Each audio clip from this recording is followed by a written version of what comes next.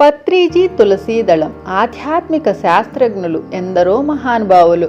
శివుడు, హెర్మిస్, కృష్ణుడు, మహావతార్ బాబాజీ, మహావీరుడు, బుద్ధుడు, Lao Tzu, Zoroaster, Jesus, Mani, Muhammad, Milarepa, Guru Nanak, Seth, Don Juan, Lobsang Rampa, Osho, Rajneesh అందరికీ వందనములు. ఇలా ఇంకా ఎందరో విశ్వవిఖ్యాతిగాంచిన వాళ్ళు, మరి అంతగా ఎవరికి తెలియని వాళ్ళు, అందరూ మహాయోగులే, అందరూ గొప్ప ఆధ్యాత్మిక శాస్త్రజ్ఞులే, అందరూ స్పిరిచువల్ సైంటిస్టులే. మనం కూడా పైవారిలా కావాలి. ఆధ్యాత్మిక శాస్త్రం అందరూ తప్పనిసరిగా విధిగా ప్రప్రథమంగా నేర్చుకోవలసిన శాస్త్రం ఒక్కటే, అదే ఆధ్యాత్మిక శాస్త్రం అంటే స్పిరిచువల్ సైన్స్. స్పిరిచువల్ సైన్స్ అంటే జీవిత సత్యాల గురించి చెప్పే శాస్త్రం, అదే అన్నిటికీ మూలం. ఆధ్యాత్మిక శాస్త్రం అందరికీ తప్పనిసరి. మిగిలిన శాస్త్రాలు, కళలు, విద్యలు అన్నీ ముఖ్యమే. అయితే ఇవన్నీ ఆధ్యాత్మిక జ్ఞానం తరువాతే సంపాదించుకోవలసినవి. ఆధ్యాత్మిక శాస్త్ర విభాగాలు. ఆధ్యాత్మిక శాస్త్ర పరిజ్ఞానంలో 4 మౌలిక విభాగాలు ఉన్నాయి. ధ్యానం మెడిటేషన్, దివ్య జ్ఞాన ప్రకాశం ఎన్లైట్మెంట్, నిత్య జాగ్రత్త అవేర్నెస్, మనోశక్తి థాట్ పవర్. ధ్యానం ద్వారానే దివ్య జ్ఞాన ప్రకాశానికి మనం అర్హులమవుతాం. దివ్య జ్ఞాన ప్రకాశం వల్లనే మనలో నిత్య జాగ్రత్త అన్నది సుస్థిరమవుతుంది. ధ్యానం, దివ్య జ్ఞాన ప్రకాశం, నిత్య జాగ్రత్త ఈ మూడింటి వల్లనే మన మనోశక్తి అన్నది ప్రబలమవుతుంది. ప్రబలమైన మనోశక్తి ద్వారా సాధించలేనిది ఏది ఈ లోకంలోనైనా, ఏ కాలంలోనైనా, ఏ లోకంలోనైనా ఉండనే ఉండదు. ధ్యానం ది ప్లస్ యానం, ధీ = సూక్ష్మ శరీరాది సముదాయం అంటే ఆస్ట్రల్ బాడీ కాంప్లెక్స్ అన్నమాట. యానం అంటే ప్రయాణం, కనుక ధ్యానం అంటే సూక్ష్మ శరీరాది సముదాయంతో చేసే ప్రయాణం అన్నమాట. దీనినే ఆస్ట్రల్ ట్రావెల్ అంటాం. ధ్యానం ద్వారానే సర్వలోకాలు తిరగగలుగుతాం. ధ్యానం ద్వారానే సర్వలోక వాసులను కలుసుకోగలుగుతాం. ధ్యానం ద్వారానే సర్వలోక రహస్యాలను తెలుసుకోగలుగుతాం. ధ్యానం ద్వారానే సర్వలోక ఆనందాలు పొందగలుగుతాం. దివ్య జ్ఞాన ప్రకాశం మనం ఏమిటి, మనం ఎవరం, ఎక్కడి నుంచి వచ్చాం, ఎక్కడికి పోతున్నాం, ఎందుకోసం పుట్టాం, చనిపోయిన తర్వాత ఏమవుతుంది, అసలు సంఘటనలు ఎలా జరుగుతున్నాయి, ఈ జనన మరణ చక్ర పరమార్థం ఏమిటి, దైవం అంటే ఏమిటి, ఈ అద్భుత సృష్టి క్రమం అంతా ఎలా సాగుతోంది, ఇలాంటి ప్రశ్నలన్నింటికీ పరిపూర్ణమైన సమాధానాలు స్వానుభవంతో తెలుసుకొని తదనుగుణంగా జీవించటమే దివ్య జ్ఞాన ప్రకాశం కలిగి ఉండడం అంటే. ధ్యానం ద్వారా ప్రత్యక్షంగా, మరి ధ్యానుల అనుభవాలు వినడం ద్వారా, ధ్యానుల పుస్తకాలు చదవడం ద్వారా పరోక్షంగా అందరికీ పరిపూర్ణ దివ్య జ్ఞాన ప్రకాశం అనతి కాలంలోనే కలుగుతుంది. నిత్య జాగ్రత్త. నిత్య జాగ్రత్త అనేది ధ్యానం ద్వారానే, దివ్య జ్ఞాన ప్రకాశం ద్వారానే మనకు లభ్యమయ్యే స్థితి. ఈ స్థితిలో సదా మెళకువతో ఉండటం జరుగుతూ ఉంటుంది. ఎప్పుడు వర్తమాన స్ఫూర్తిని కలిగి ఉంటాం.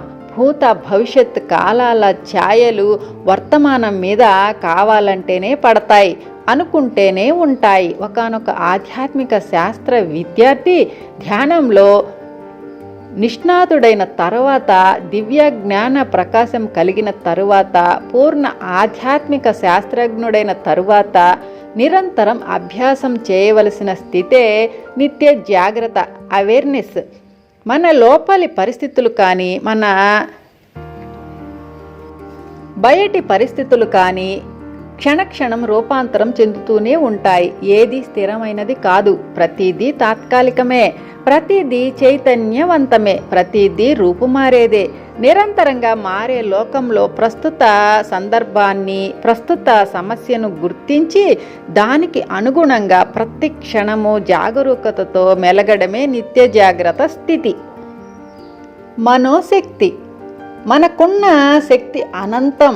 అని తెలుసుకుని దానిని సదా ఉపయోగించుకోవాలి. మనం ఏది అనుకుంటే అది జరిగి తీరాలి. అయితే మనోశక్తి అన్నది ధ్యానం ద్వారానే, దివ్య జ్ఞాన ప్రకాశం ద్వారానే, నిత్య జాగ్రత్త ద్వారానే తప్ప మరే పద్ధతిలోనూ ఉత్పత్తి కాజాలదు, ప్రబల కాలేదు.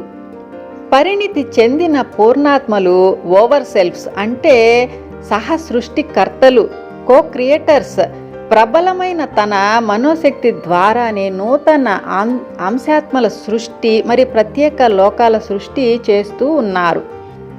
ధ్యానం వలన లాభాలు.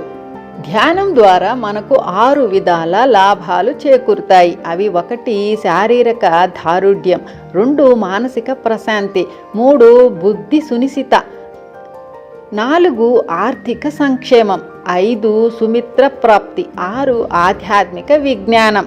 ధ్యాన యోగం అన్నది తెలియని వారికి ఆధ్యాత్మిక సత్యాలు దృగ్గోచరం కావడం అన్నది అసంభవం.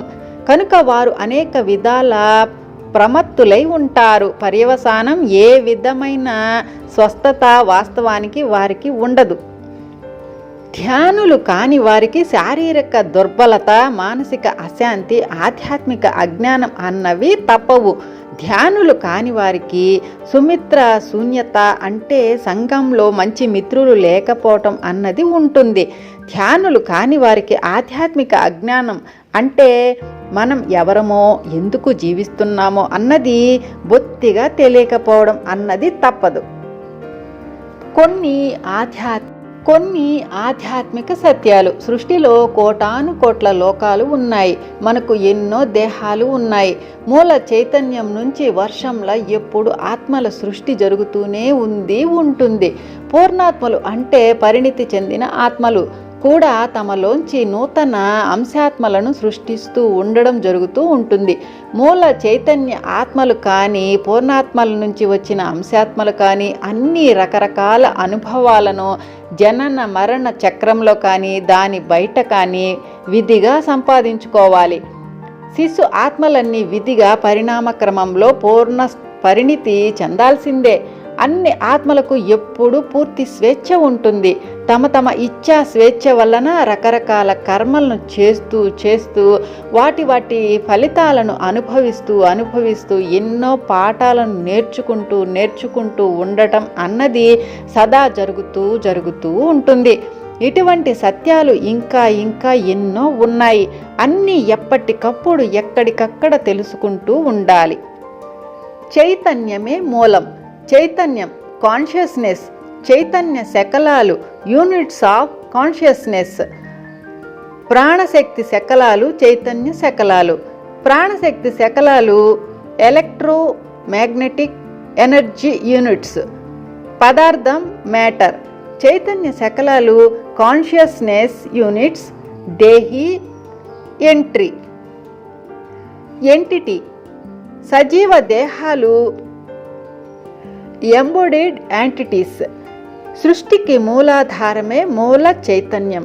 మనం ఈ మూల చైతన్యం యొక్క శకలాలం. కొన్ని చైతన్య శకలాలు ప్రాణశక్తి శకలాలుగా రూపాంతరం చెందుతాయి. ఈ ప్రాణశక్తి శకలాల సముదాయమే మూల ప్రకృతి. ఈ మూల ప్రకృతి క్రమక్రమంగా స్థూల ప్రకృతిగా అంటే పాంచభౌతికంగా రూపాంతరం చెందుతూ ఉంటుంది. పాంచభౌతిక పదార్థ పరిణామ క్రమంలో దేహాల ఉత్పత్తి జరిగినప్పుడు మూల చైతన్య శకలాలు దేహిగా రంగప్రవేశం చేస్తాయి.